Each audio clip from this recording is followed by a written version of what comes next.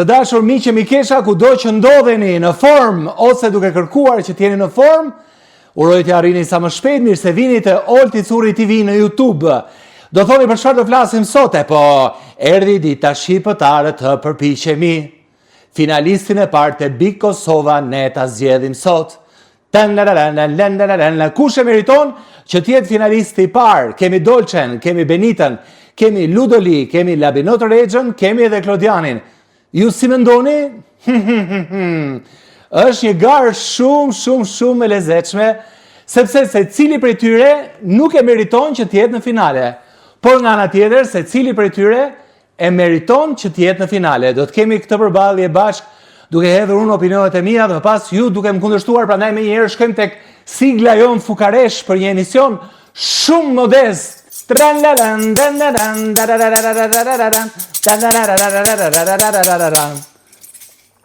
Mirë, mi që mi kesha, koha kalon shumë shpejt dhe duhet zini mend për një gjë të tillë, sepse të gjithë thoni, sidomos të shqiptarët në përgjithësi dhe në Ballkan e themi, nesër, e bëjmë nesër, e shtym për nesër.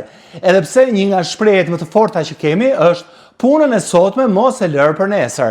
Por ne kemi lënë shumë gjëra për nesër, për pas nesër, për javën tjetër, muajin tjetër dhe vitin tjetër dhe koha kalon. Por koha kaloi shumë shpejt edhe pse duket se kemi një jetë që i njohim për të gjithë banorët e Big Brother VIP Kosovës. Ka ardhur një televotim së fundmi nga produksioni, është televotimi që thotë: kë doni finalistin e parë të këtij edicioni, i cili ka qenë një zhurmë vete. Unë e di që shumë prej jush mund të thonë atë që e ka menduar edhe unë. Në momentin që personi që ka bërë shumë zhurmë atje, personi tjetër që u bë çift me personin e zhurmshëm, që quan bashk një muaj e gjys gati, një muaj spektakolar, por personi tjetër femra, akoma dhe më gjatë, bigun e Kosovës, po flas për Limin dhe për Albën, po të tjerët çfarë na duan ne. Sepse unë mendoj që nëse do të kishte një finaliste të merituar Big Brotheri i Kosovës, përveç gafës së fundit që tha dua të mbulohem edhe ti kthehem e ti dedikohem besimit musliman, përveç asajt, që ishte një gafë shumë e madhe për mendimin tim, gjithë rrugtimi tjetër i Alba Pollozhanit meritonte një finale brenda shtëpisë.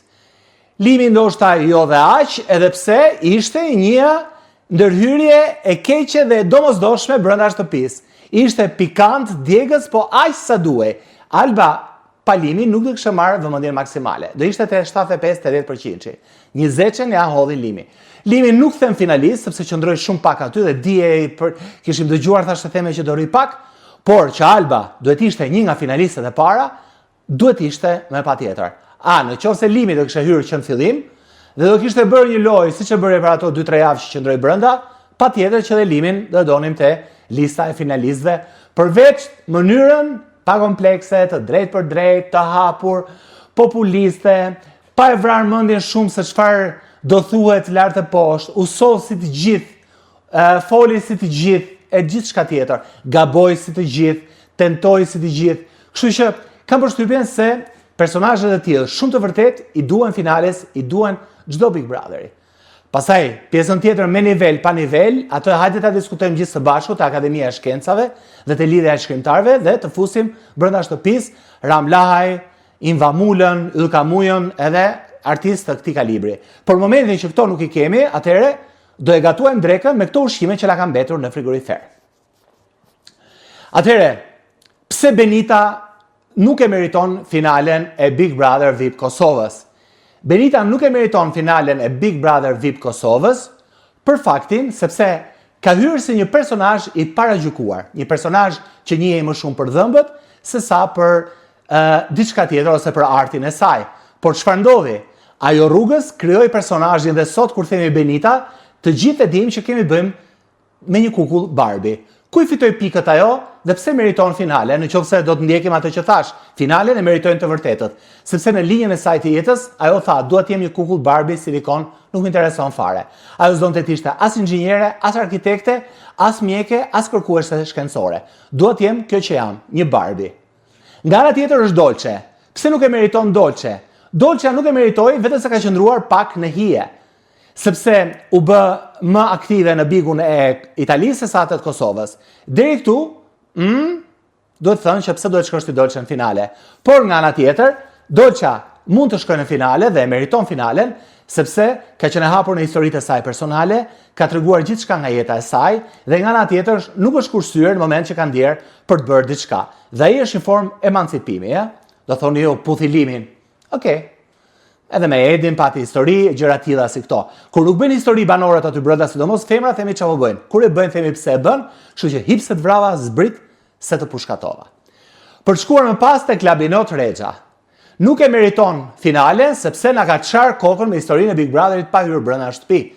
E meriton finalen sepse është lodhur, ka cafytur, është nxirr, është zbardhur, është shkrirë, është ngrirë sa askush tjetër.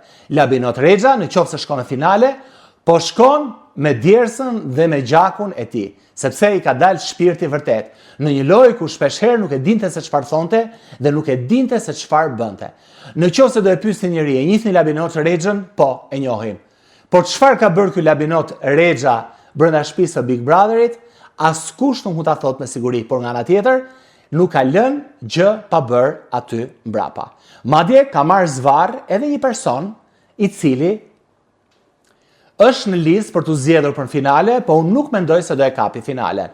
Sepse brenda shtëpisë, ai ka qenë një guru, një maestro në thojza, ka qenë një opinionist. Po. Në qoftë se brenda shtëpisë së Big Brotherit do ndryshoni rregullat dhe do futej një opinionist aty brenda në garë, ai do ishte Ludo Lee. Po flas për Ludo Lee, i cili është në nominim bashkë me të tjerët, pra me Benitën, me Dolcen, me Labinot Rexhën dhe me një tjetër për të shkuar drejt finales. Por Ludo Lee nuk ka për të shkuar drejt finales. E dyshoj shumë fort një gjë të tillë, sepse ai ka qenë vagoni që tërhiqej nga pas nga Labinot Rexha. Forca e tij ka qenë e vetme nuhatja, që por këtë e dinte nga jashtë sepse hyri me vonesë, që Labinoti po diskutohet shumë jashtë shtëpisë së Big Brotherit, si bullizues, si fazan, si njëri që luan kot, luan plot, bën zhurmë të saktë, bën zhurmë të pasakt, por që bën buj bën. Këtë Ludo Lee e dinte dhe çfarë ndodhi? Kur gjithë shtëpia e urrente, ai qëndroi pranë Labinot Rexhës. Ashtu atë gjë që ka bërë edhe Alba Pollozhani aty prapa. Pavarësisht mënyrës se çfarë bënte Labinot Rexha, Alba Pollozhani qëndroi pranë, Ludo Lee qëndroi pranë. Ashtu siç po qëndron pranë Juela Rogertit brenda shtëpisë së Bigut të Shqipërisë, ku Rogerti është më i paragjykuari për lojën e tij të keqe. Por të thënë se Ludo Lee e meriton finalen, e meriton shumë pak për mendimin tim. Nuk duhet ishte në atë listë. Unë mendoj se në atë listë, në peshe, ku përfshihet edhe Klodiani, ata të cilët mund të diskutohen më shumë për finale, janë Klodiani dhe Labinot Rexha. Tre të tjerët janë në rresht të dytë. Pra Ludo Lee, Dolce dhe Benita janë në rresht të dytë. Qoftë do kemi 5 finalistë, për njëri nga vendet mund të luaj Claude Fort me Labinot Rexhën. Por jo Ludo Lee, jo Benita dhe jo Dolce. Klodiani meriton sepse ka sjellë një frym të re, një frym europiane, një frym miqësore. Nuk e kemi kuptuar asnjëherë sepse gjithmonë thuhet banori që vjen nga Shqipëria, këto të Kosovës, këto të Shqipërisë, këto të Kosovës. Personalisht kam menduar se Klodiani është ai që i ka bashkuar edhe nga dialekti, edhe nga mënyra si flet, si sillet, të dyja kahet, dhe Shqipërinë edhe Kosovën. Ka bërë një lojë prej një djaloshi i cili ka shfrytzuar pamjen e tij, lirshmërinë e tij, ka shfrytzuar marrëdhënien me shokun e ngushtë me londrimin, ka shfrytzuar çdo gjë, më pas vazhdoi edhe me historitë me Benitën, pastaj Eliona ndihmoi shumë për atë historinë imagjinare, kemi gjë së bashku, kështu që nga gjithë kjo peshe që ne diskutuam, unë mendoj se Klodi dhe Labinot Rexha janë lojtarët më të fortë të peshes, ku ishte Benita, Dolce, Labinot Rexha, Ludo Lee dhe Klodiani. Ludo Lee, Benita dhe Dolce le ta vazhdojnë lojën fort sepse kanë ende punë përpara për të bërë. Takohemi herës tjetër, faleminderit që ishit këtu.